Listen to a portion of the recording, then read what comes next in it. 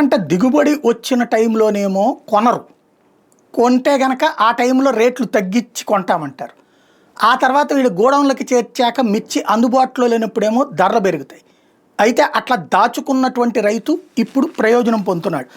మిర్చి సీజన్లో నేల చూపు చూసిన ధరలు కొన్నాళ్ళుగా పెరుగుతున్నాయి. ప్రస్తుతం ఎగుమతులు ఆశాజనకంగా ఉండటం, కారం పొడి కంపెనీల నిర్వాహకులు మిర్చి కొనుగోళ్లకు ఆసక్తి చూపడంతో ధరల కదలిక వస్తుంది. అన్ని రకాల మిర్చి ధరలు కొంతమేరకు పెరిగాయి. గతంతో పోలిస్తే క్వింటాకి సగటున ₹1000 పైగానే ధరల పెరుగుదల కనిపిస్తోంది.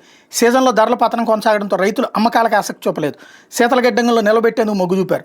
ధరలు పెరుగుతుండడంతో కొందరు అమ్మకాలకు ముందుకు వస్తున్నారు. గతంతో పోలిస్తే ఏడాది మిర్చి విస్తరణ ఎంతో కొంత తగ్గే అవకాశం ఉన్నందున కొందరు రైతులు వేచి చూసే ధోరణి అవలంబిస్తున్నారు.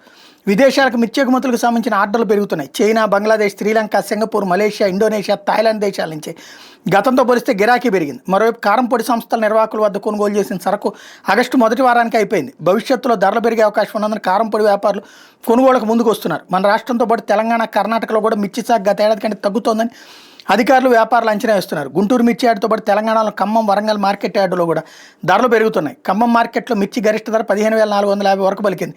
వరంగల్లో 341 రకానికి 15,000 ధర లభించింది. రాబోయే రోజుల్లో మిర్చి ధరలు కొంతమేర పెరిగే అవకాశం ఉన్నందున స్టాకిస్టులు కొనుగోళ్లకు ముందుకు వస్తున్నారు. గుంటూరు మిర్చి యార్డుతో పాటు పత్తిపాడు మార్కెట్ కమిటీ పరిధిలోని శీతల గిడ్డంగుల్లో నాణ్యత ఉన్న ఎండుమిర్చి 39 లక్షల బస్తాలు, తాలు మిర్చి 7 లక్షల బస్తాలు నిల్వలున్నాయని వ్యాపారులు చెబుతున్నారు. మిర్చి యార్డులో సగటున 50,000 వరకు బస్తాల విక్రయాలు జరుగుతున్నాయి.